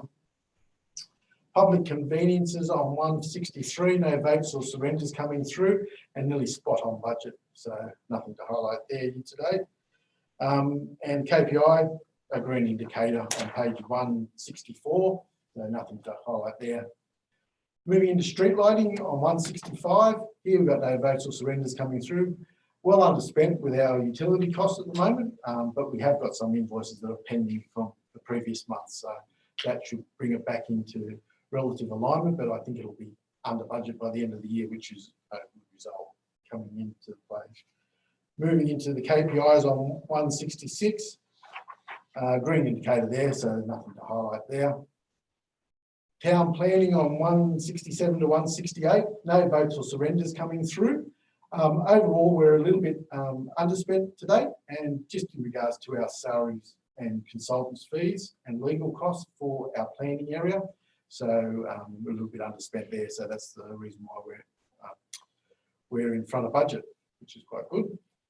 Moving into KPIs on 169 through to 172, we've got 2 green indicators here and 2 amber indicators. So the amber indicators just in regards to our median time to determine some applications. So just 3 days over our target. And then also our number of development applications lodged per annum, we're only 4 behind target there. So they're very close to being on target. Moving into building control on 173, no votes or surrenders coming through here. And again, we're underspent here in our building services department area, and that's mainly due to a vacant position that we had in the budget, just in salaries and some training costs there. So we're well under budget in that area, so there could be a saving by the end of the year, no doubt in that area. Moving into 174 to 175 with our KPIs, we've got 1 green indicator on the first one, and then on 175 an amber indicator, which again, it's the number of construction certificates lodged. It's 7 behind target at date. So it's one that we'll just keep monitoring coming through. Moving into quarry operations on page 176, no votes or surrenders here. As you can see, the overall result is behind by about nearly 70,000, which is generated wholly and solely based on the revenue streams. So with the lower material usage from the quarry pits, it affects the bottom line from that activity. So obviously over the next 3 months, we'll be definitely using a fair bit of gravel. So hopefully that will bring up into relative alignment, hopefully coming through. Moving into our quarry operations KPI, a green indicator there on 177, page 177. So there's nothing to highlight there. Animal control on 178. Here we've got no votes or surrenders coming through and pretty well spot on budget. So nothing to highlight there, tracking along okay. Overall with our KPIs on 179 through to 181, we've got 2 green indicators and a red indicator coming through. And the red indicator is the number of companion animals impounded. So it's just a red indicator at the moment. But the pounds themselves are actually been rehoming a lot of the animals that we've been Sorry, through the chair, all of these animals that have been impounded have been rehomed. Yeah, so that's a very good result coming through. Moving through to emergency services on 182. Here we've got no votes or surrenders coming through in emergency services. A little bit overspent to date just in regards to utilities. So I'm just going to go through and have a bit of a look at that area and see whether or not any of that cost can be pared back. Moving into the KPIs on 183, no vote, a green indicator there, so nothing to highlight there. Moving on to fire levy and protection. Here you'll see where we've got a surrender for the grant funds and also the surrender for the building works. Obviously, coming up to the end of the year, we haven't been successful getting any grant funding for rural fire sheds. Obviously, after all the bushfires, I think they're still counting those costs at the moment. So we've backed out that. Hopefully, it may come back in at a future date coming through. But that's the capital works in regards to this area is only driven wholly and solely by grant funding from RFS. So Sue, you have a question?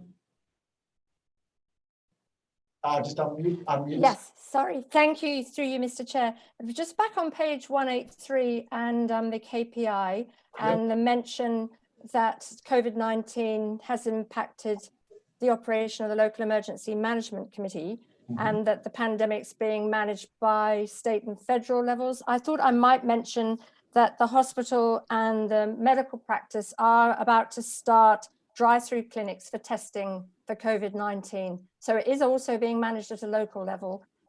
So they are about to start that. Obviously, the provisions are that you still ring the hospital and the medical practice, but if you feel that you have symptoms, you can get a test, and the drive-through clinics are about to start in Scone. Yep. Thank you, Councillor Abbott, for the information. Very good. Moving forward, we're up to 186 now. LG regulation enforcement, no votes or surrenders here. And again, we're a little bit underspent in this area in regards to a vacant position that we're holding at the moment in that area for nuisance and private swimming pools. So a little bit underspent in that area coming through.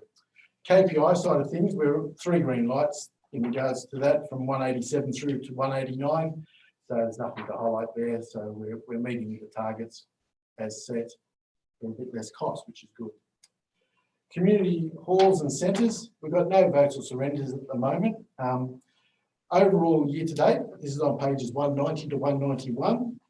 So on 191 year to date, we're well underspent, but it's mainly due to the capital expenditure area there. So the Old Courts Theatre, the contractors are actually down there doing work at the moment, and that is expected to be completed by the end of this financial year coming through.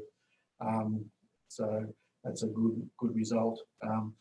The other areas there, it's just offset that bit of capital expenditure is we're a bit overspent in our public halls area. We've done a fair bit of maintenance in regards to some of our public halls just to bring them up to scratch. So it's a little bit overspent today. Moving into our KPIs side of things on 192. Here we're well above target in regards to the actual bookings for our halls and centres. However, that may be affected coming through with those malls and centres now closed. So that could come back to either amber or red by the end of the year. Moving into cultural services on 193. Here we've got no votes or surrenders coming through, and we're nearly smack on budget coming into here. Overall, there is a couple of offsetters in regards to that nearly smack on budget. Our user fees obviously are down there by about 11,000, and it's more or less been offset by a bit of contributions that we've received, and then our costs are down as well. Now, it's mainly in regards to our the Kiora Music Camp, which we'll be backing out in next month's finance papers because the festival or the camp won't go ahead. So there again is contributions from that respect from other people who contribute to those funds. A couple of those have been left in kitty for us. So we're actually getting funds as well coming in for contribution towards events that we're actually going to maintain and put into an RA for next year. So it's the swing goes both ways at this point in time. Moving into the KPI on 194. Here we've got a green indicator there, so nothing to highlight there, and that'll stay green for the rest of the year because it's well above target already. Other sport and rec on 195. Here we've just got an offsetting vote going through for revenue and expenditure, just with our costs for the cycling event that was held by our coordinator. It was a very successful ride over there, the Merriwa Tour to cycling. So we've got a vote going in just to offset those two amounts coming through. Apart from that, everything else is pretty well in line with budget. KPI sides of things on pages 196 to 198, 3 green indicators there, so there's nothing to highlight there. Museums on 199, no votes or surrenders coming through here, and all budgets back on budget, so nothing to highlight there at all. Parks and Gardens on from 200 to 201. Here we've got no votes or surrenders coming through. A little bit underspent at this point in time, just in regards to our maintenance for our passive parks and our tree maintenance to date. So we're a little bit underspent in that area. Obviously, with all the rain that's been kicking around, those activities will increase over the course of the next month or two. So those costs should come back into alignment. And the one that we're actually ahead of schedule in regards to a capital works program is the Amaroo Toilet Park block over. It's well in front of budget at this point in time, so they will be finished well before we anticipated it to be finished. So that's offsetting those maintenance underspends. Councillor Abbott has a question. Wayne? Thank you. In relation to tree planting, which is on here, are we commencing that planting program? Are we? As far I spoke to the Director of Infrastructure Services in regards to that, and he confirmed that they're actually ordering the trees now for planting. So that will happen before the end of the year. Before the end of the financial year? Correct. Yes. And how long does he think the trees will take to arrive if they're just ordering them now? I would assume that they'll be here within the month. Okay, thank you. Moving into the KPIs for Parks and Gardens on pages 202 to 203, 2 green indicators there, so nothing to highlight there. Public libraries on 204 to 205, no votes or surrenders here, a little bit underspent to date, just a little bit under in our salaries, in our admin area, and just in salaries and training costs. And our local priority works, we've got a number of equipments that are being purchased at this point in time, so that should bring that back up into alignment. That's a grant funded program, so we need to spend that before the end of the year. Moving into the KPI side of things, at the moment we're actually sitting on 6 green and 1 red indicator for the libraries, which is quite good. But however, with the libraries now closed, a lot of these indicators may turn red coming through, so it's one of those ones that we'll have to wait and see the effect of that. A lot of the online services hopefully will be picked up by the members from the library, but But it's one of those ones we just have to monitor coming through. Yes, Councillor Abbott. Through you, Mr. Chair. On the KPI number of library technology users annually, that should go up though, shouldn't it? Are we expecting that to go up, given that that's how we're actually utilising the library now, given that the library doors are shut and there's no click and return option? Yeah, unfortunately, that's inside the library itself. It's with the VR, the visual Okay, right. stuff. So unfortunately, that won't be taken up. Right. Yes. Okay. Thank you. Thank you for that. Okay, moving into sporting grounds and venues on 213 through to 215. Here we've got just a vote going through, and that's in regards to the vet room as indicated earlier. So on page 215, so 60,000 going off to do that work. Overall, year to date, we're well behind budget coming through. And the main areas for this is effectively our revenue from the golf course, White Park revenue as well. This is on page 213. So, and then our costs for the golf course, obviously on 214. So those factors are driving the where we're behind in the budget itself. So obviously we're looking at ways we try to mitigate that coming through. Moving into KPIs on pages 216 to 217, we've got a green indicator and a red indicator, and the red indicator is just with the capital works program. It's also a little bit behind, but not by a much, so that should be back in line. A lot of those projects in there for the Stronger Community Fund projects that we discussed at last finance meeting, we'll be revisiting that and providing that report up through council, I believe. So I'll advise that once I understand where that position of that report would be at, so that you can get some assurance around those projects. Moving into swimming pools on pages 218 to 219. Here we've got no votes or surrenders coming through. A little bit underspent at this point in time, just with the operating costs. Obviously, with the Murrundi pool only open half a season, we've got a bit of a saving for the current year in regards to our leasee fee coming through. And now that the pools are shut, we'll probably get some relief from the utility costs as well, because the pumps won't be running constantly as with the pools themselves. So with those pools now shut, there should only be cost savings, if anything, coming through to the pools, unless they're going to do major maintenance works. Moving into the KPI side of things on 220 through to 222.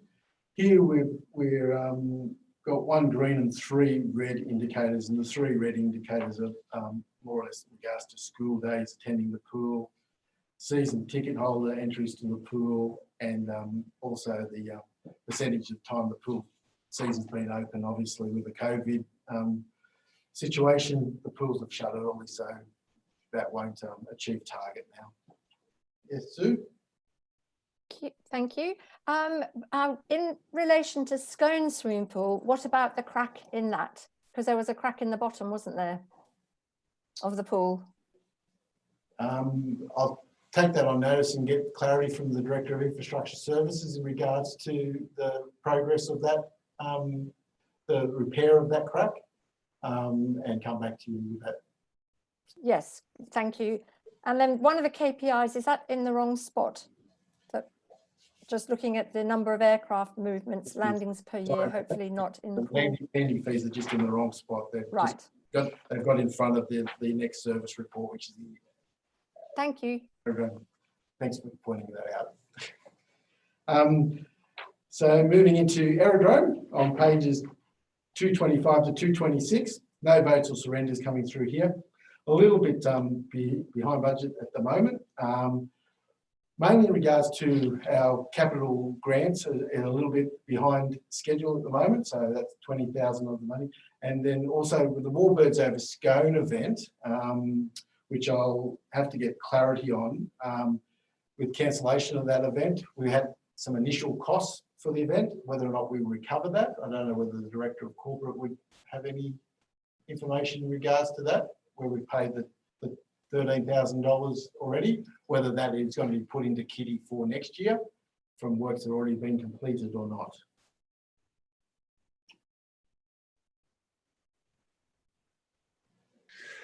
No, those are effectively sunken costs because they were mainly related to the promotion of the event that was due to happen this year. Fortunately, it's capped around $13,000. So it's not a lot in the overall scheme of things, but those there might be a little bit of saving in terms of design of brochures and things like that. But most of the costs are effectively have been sunken in terms of that event because it didn't happen. It's not going to happen. Okay, right. So that might be just a little bit of a hit on the bottom line. Sorry, can I just clarify through you, Mr. Mayor? So those costs that for Warbird's cancellation, it's 13,000 and not 12,000? Because I was told 12,000 before. It's 12,782, Sue. Yeah, it was. Look, I put 12K in the report. It was around 12,000. It's about 12 and a half. Yeah. Okay. Very good. Moving into the KPIs. Obviously we have the KPI before the actual service report, and then the one straight after it. So the one before it is the green indicator, which is the number of air movements. So that's very good in regards to the movements out of the airport.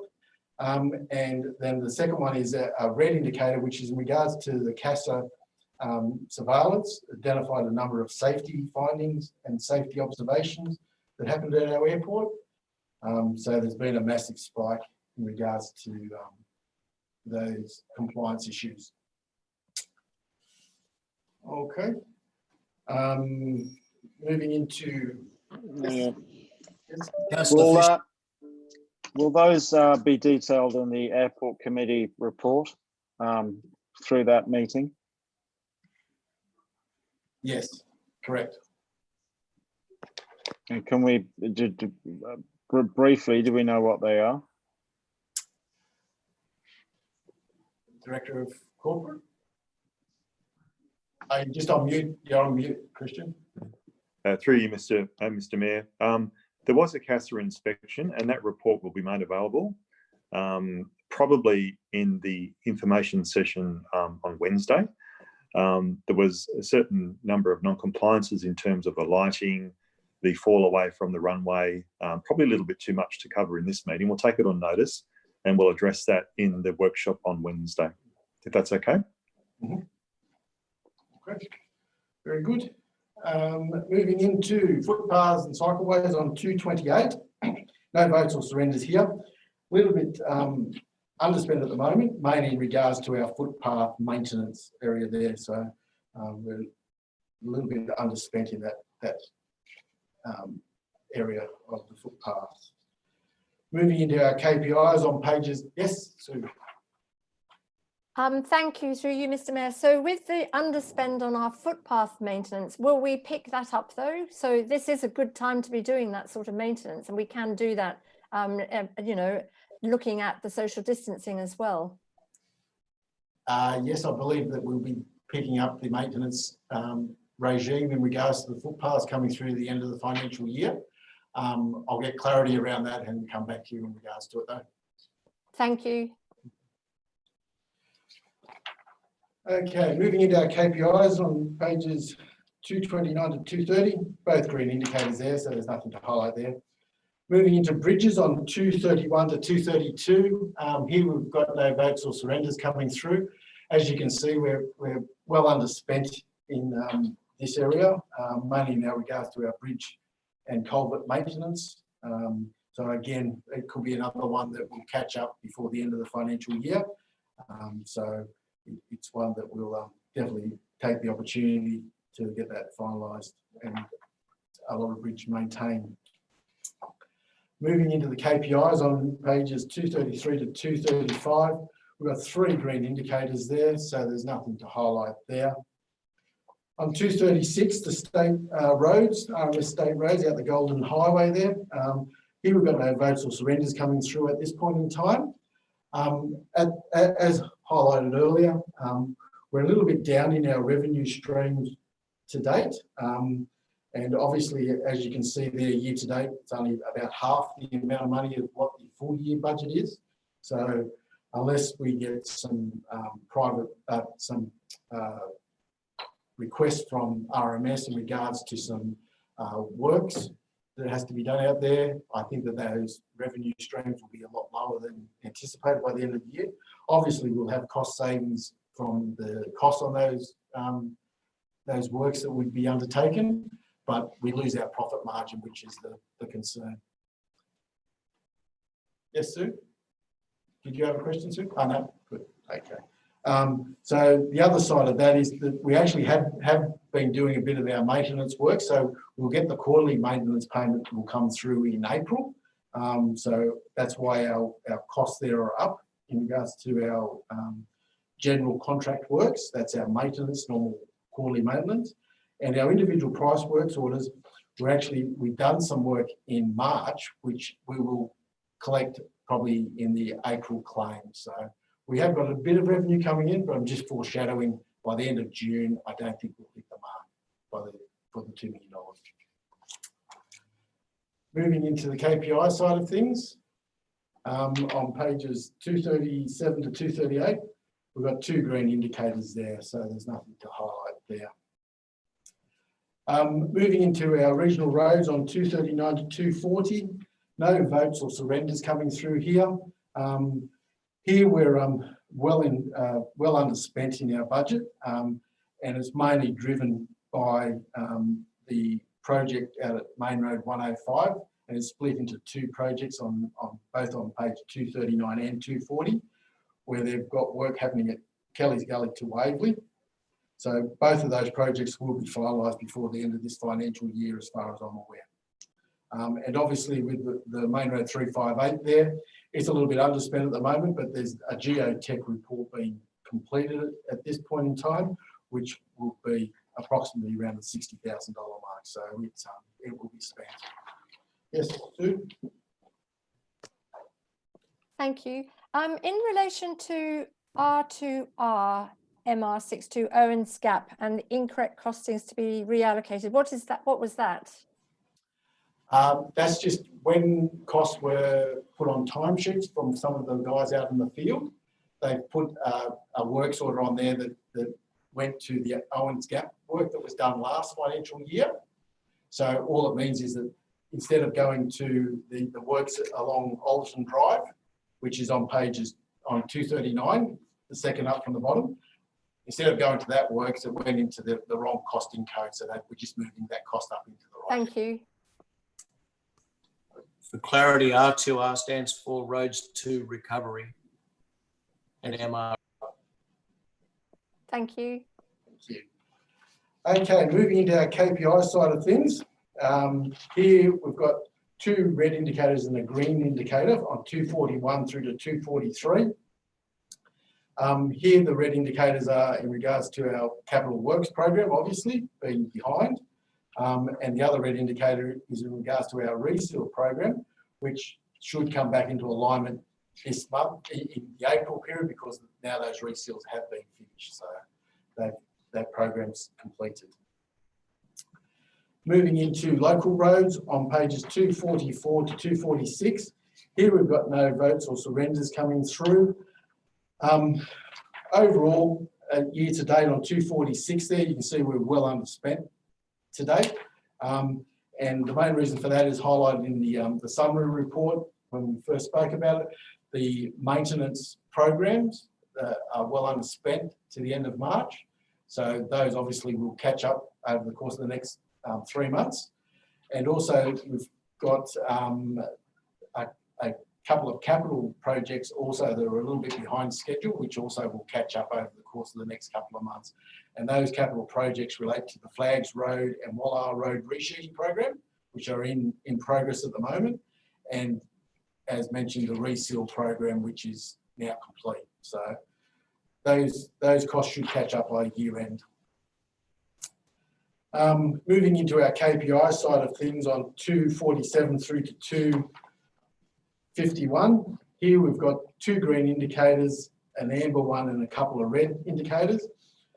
The red indicator, the first one is in regards to our capital works program, obviously being behind schedule. So that will catch up before the end of the year when we do the works.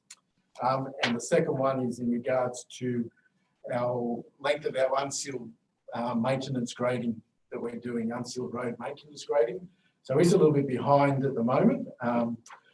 Probably will ask the Director of Infrastructure Services to provide a comment on that to put back in through the minutes. I'll take that one on notice for that. So to give you some idea of where that program is actually going for the next 3 months and whether it'll come back into target line. Moving into transport auxiliaries, here on 252 to 253. Here we've just got a little vote coming back in for the Aberdeen revitalisations. They've just incurred a little bit more cost coming through, which just comes straight out of the RA there, so out of the restricted assets. So that's just offset back to zero on the bottom line. Overall, year to date here, we're a little bit underspent at this point in time. Main reason for that is the traffic facility, a block grant expense item, which is on 252. It will catch up rather quick in regards to the reseal line marking. So we do all our line marking out of that program. So with the reseals now finished, the line marking will take effect. Apart from that, the only other area that we're underspent in is in our capital works area for our bus shelter capital works, just identifying where the next bus shelter is likely to be placed. So we'll be asking for funding in regards to those bus shelters coming through. So apart from that, there's nothing else much to highlight in there at this point. Moving into the KPIs on pages 254 to 255, a green indicator as well as an amber indicator, and the amber indicator is just in regards to the capital works. So obviously with those couple of capital works projects that we get behind, it's got an amber light. Moving now into the water supply area. So for Merriwar Water on 256 through to 257, here we've just got a little surrender that's just going back into the RA for just over a couple of $1,000. Overall, year to date, we're nearly spot on budget, a little bit overspent just in regard to our reservoir maintenance. But apart from that, we're pretty well in line coming all the way down. The Murrundi Water area on 258 through to 260. Here we've also got a little surrender for some works that's been deferred for up in Mount Street in Murrundi. So that's just been put back into next year for 29,000. So that just goes straight back to the RO and brought back in next year. Overall year to date, you'll see there that we're a little bit in front of budget by 174,000. Effectively, overall, it's just in regards to the capital works program there. We're a little bit underspent in the pipeline area, waiting for the final claims to come in regards to the construction works. So that will bring that pretty well back into alignment then, coming into the mix. So, nothing else to highlight in there for that. Scone Water, here again, we've just got some works that we deferred for Hill Street back into the RA coming through. So that's just gone back into the RA with nil on the bottom line. Overall, we're nearly spot on budget coming through, a little bit overspent to date, mainly in regards to the pumping station maintenance. We've had some major repair work done on the Glenbourne Dam pump out there. So as you can see on the top of 262, page 262, the pumping station is over budget by about 52,000 to date. So obviously that's the reason for the overspend. Moving into our KPIs, here we've got 3 green indicators there, so there's nothing to highlight there. Merriwar Sewerage on pages 267 to 268, no votes or surrenders here. We're a little bit underspent in this year to date, and it's wholly and solely pretty well the capital works programs that we've got going out there. So Merriwar sewer system, it's a little bit behind schedule at the moment, but it's continuing with the design phase of that project. and the Merriwar sewer plant station. Also, renewal works on that has commenced, but it's a little bit behind schedule as well, but it should be finished before the end of the financial year. So that should bring that back up into pretty well alignment. Marundi sewerage on pages 269 to 270. No votes or surrenders coming through here. Again, we're a little bit underspent to date by about $28,000. Just in regards to our costs in regards to the sewer treatment at Marundi, as well as the pumping station. So we're a little bit lower in maintenance that's expected to happen there. So that's no problem. Nothing else to highlight there. Moving into Scone sewerage on pages 271 through to 273. Here you'll see that we've got a couple of votes going into the system and a couple of surrenders coming back out. Just got a surrender for works deferred for the new sewer treatment plant, so we won't be going ahead with doing any of the initial design works. That'll move into next financial year to undertake that work. The Waverley Street mains replacement was a lot more expensive than what we anticipated, so we've had to put a vote in there to cover off that capital works that was done, and also the cost for the White Park sewer pump station also a little bit overspent, so we've had to put a vote in there for that one as well. Overall, year to date on page 273, we're a little bit behind budget to date, and it's predominantly those ones where we put the votes into. So where we've overspent on the Waverley Street and the White Park areas is predominantly the overspends that we've got on the bottom line. Moving into our KPIs on 274 through to 278. Here we've got 5 green indicators, so there's nothing to highlight there. Okay, so that's going through all mainly the detailed area of all our service reports coming through. The next page is coming through from 279 through to 291. It's just a summary of where our capital works programs are actually sitting at this point in time. So that's pretty well the all on bunched together, so you can get an idea of where we're sitting. Overall, when you look on the bottom page on 291, you'll see there that we've done surrenders back to capital works of $1.2 million, predominantly taken up by Campbell's Corner at the RFS shed, moving those monies back in one grant funded one, which is RFS, Campbell's Corner moving it into an RA for refurbishments next year, and our trade waste moving back into an RA to undertake that work next year. So if you add those together, it's about 1.15 million. So that's our main movements that have happened in that area. Overall, we've still got a revised budget at present of $40 million to be spent by the end of the year. And to the end of March, we've only spent just under $28 million. So we've still got $12 million to spend in that last quarter. Thank you, Wayne. I'm happy to move that from the chair. Have a seconder, please. Councillor Fisher. Any further questions, comments or discussion? Any dissension? All in favour?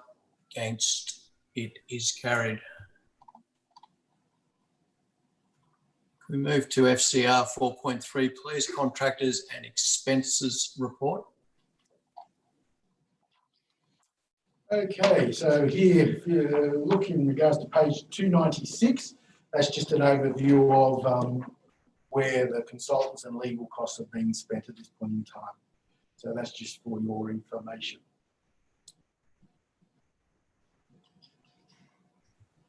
Have a mover, please. Oh, well, I'll move it. Councillor Fisher, you happy to second that? You're mute. Questions, comments, discussion around that? Councillor Abbott? Yes, on page 296, in the detailed legal costs other 2, and it says other matters. What are other matters? Other matters is in regards to so it's mainly looking at contract. So in there was a Warbirds agreement that was looked at. So it's agreements that council have entered into in regards to getting works done. So it's a Warbirds agreement. It's looking at road widening.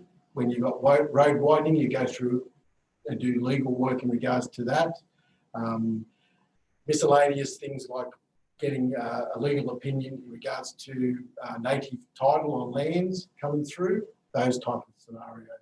Would it be possible to have that listed instead of saying other matters? Because I don't know what other matters means. I mean, would we, I know it's for $14,000 plus dollars. Is it possible to have other matters listed for the very things that you just mentioned? More than happy to supply more detailed list. That's fine. Thank you. No problem. Okay. Yes. Yes, Christian, you're on mute though. Yeah, look, just as a general rule, and this is part of the accounting standards as well, and we've probably adopted from here. Anything that's in another category shouldn't really be more than 10% of the total. So when something goes over that 10%, we probably should be looking at creating perhaps, like, even if it's temporary, like a subcategory for that. So we're happy to do that. Is that okay, Wayne? Yep. No worries. Thank you. Any further questions, comments, discussion? All in favour? Against? It is carried. FPR 4.4, it's a notation only. Responses to previous questions.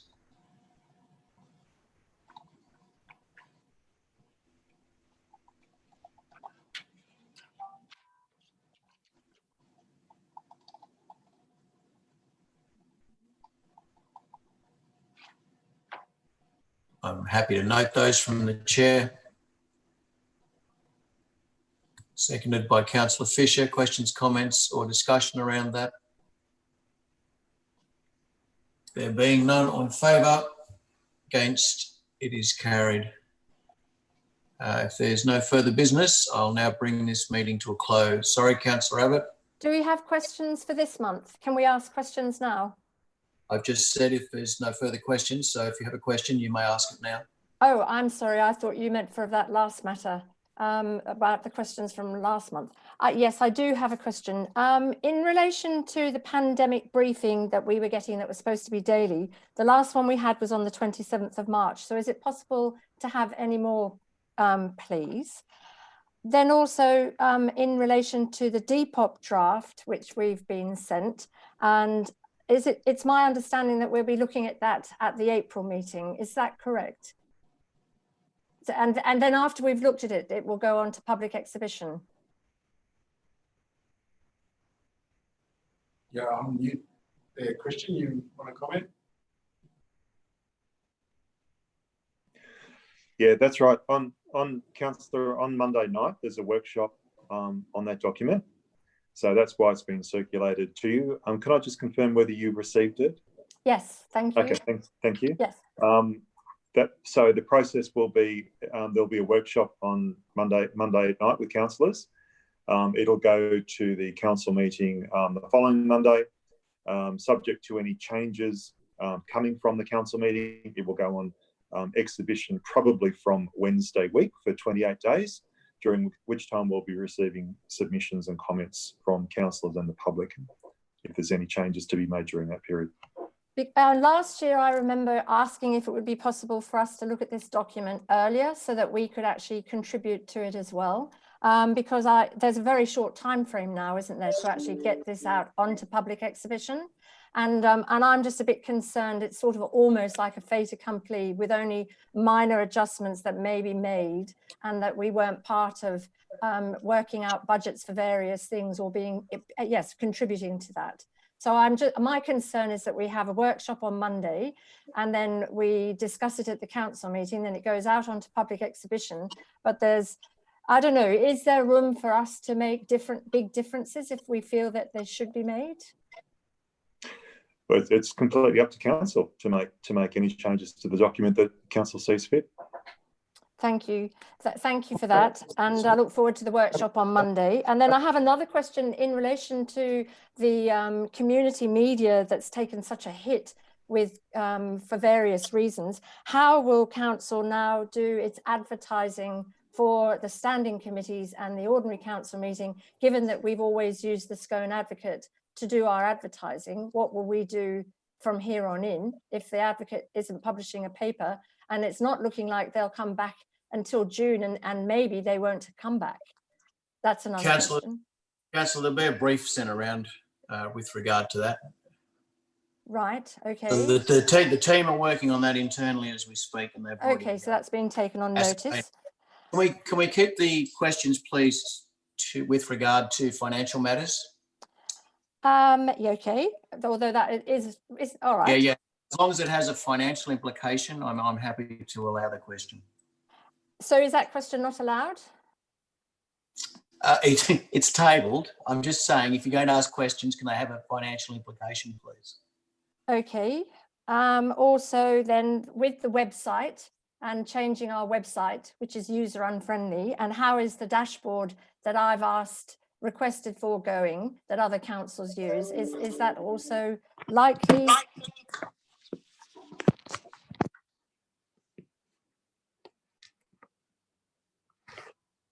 Sorry, I've finished my question. Whether the dashboard is still pending for councillors to be able to get an immediate everyday sort of summary on where we're at with financial matters. I have mentioned this before, Wayne, haven't I? Yes. Mr. Phelps. Yeah, yes. In regards to that, Councillor, it's one of those ones that we need to prioritise in regards to whether we've got funds available to actually do those, because that actually does come at a very large cost to actually put those dashboards up onto our screens. We're looking at the new version of our financial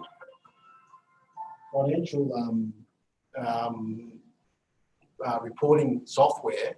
So we're doing an upgrade in regards to that will provide more beneficial items for council. But whether we publish those on the website, we have to take that on notice and have a look and see what they look like. But with a lot of those big councils that do those big dashboards, they are very large councils that have a deep pocket to actually do those websites. And it's one of those things that with a council our size, we've got limited resources to actually produce those sort of things coming through. I know they look very nice and fresh and fancy and everything, but it's still taken on notice that we haven't forgotten about providing that information, but it's going to just take a bit of time, that's all. Okay, thank you. And then just in relation to information coming out of the Office of Local Government about, and I don't know whether we consider this financial or not, but about sort of refurbishing the power stations, one of the power stations in case of COVID-19, and using it as a quarantine or an isolation centre. Do we have any more information? And if so, are we expected to contribute in any way whatsoever?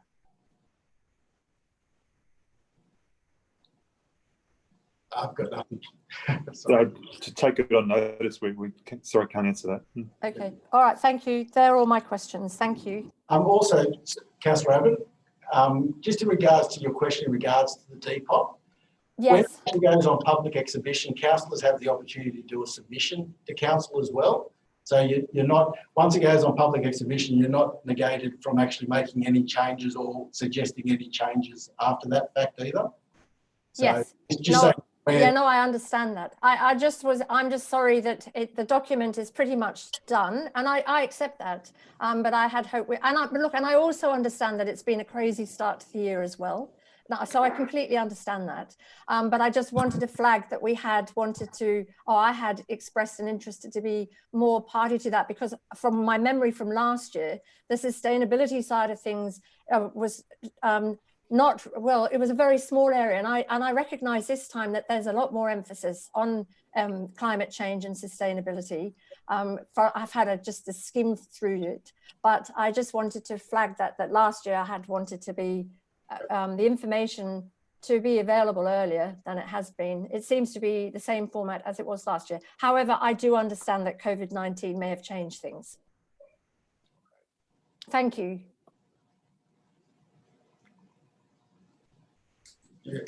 You won't. So there's no further general questions. I'll bring the meeting to a close. 10:49. Thank you all for your participation. I'll see you at our next virtual meeting. Thank you. Thanks, everyone. Bye. Bye. Bye.